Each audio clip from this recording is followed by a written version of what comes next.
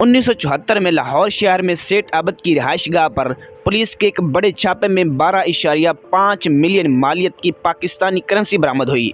इसके साथ साथ 40 लाख का सोना और 20 लाख मालियत की स्विस घड़ियां भी कब्जे में ली गईं।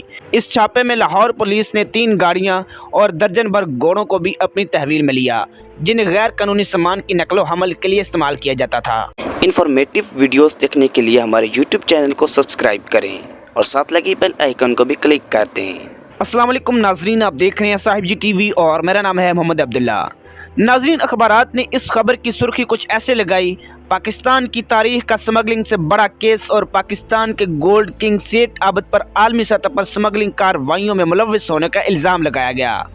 वज़ीर आज़म भुट्टो ने सेठ अबद इंटरनेशनल स्मगलिंग केस के लिए खसूसी ट्रिब्यूनल कायम किया। इस ट्रिब्यूनल ने दर्जनों गवाहान के बयान रिकॉर्ड किए, जबकि मुतअद्दिद वार्निंग के बावजूद सेठ अबद ट्रिब्यूनल के सामने पेश न हुए। सितंबर 1970 में सेठ अबद ने अपनी मर्जी से ज़िया की फौजी हुकूमत के सामने रज़ाकाराना तौर पर हथियार डाल दिए और अपने जब्त असासों की वापसी के लिए बातचीत की। कराची में सेठ अबद की रिहाइशगाह पर भी छापा मारा गया, जहां से बड़ी तादाद में गैर मुल्की करेंसी और सोने की ईंटें बरामद की गईं। 1970 में कराची कोस्टल गार्ड को ये इत्तला मिली कि सेठ अबद नॉर्थ नाज़िमाबाद में अपनी गर्लफ्रेंड को मिलने आ रहे हैं, तो वहां भी छापा मारा गया, लेकिन इससे पहले ही सेठ अबद वहां से फरार हो चुके थे।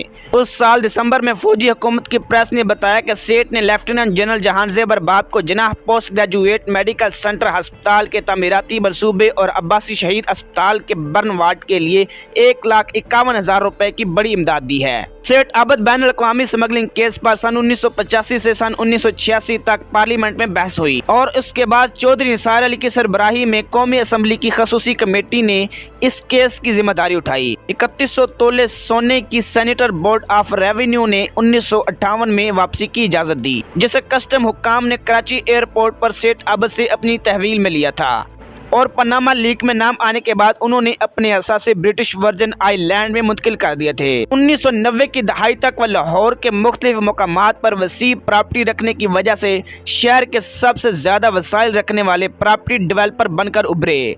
वो कराची में भी कई जायदादों के मालिक थे। सेठ आबिद हुसैन पाकिस्तान के एक करोड़पति और सोने के सौदागर मुखय्यर शख्सियत थे, जो 2021 में इंतकाल कर गए।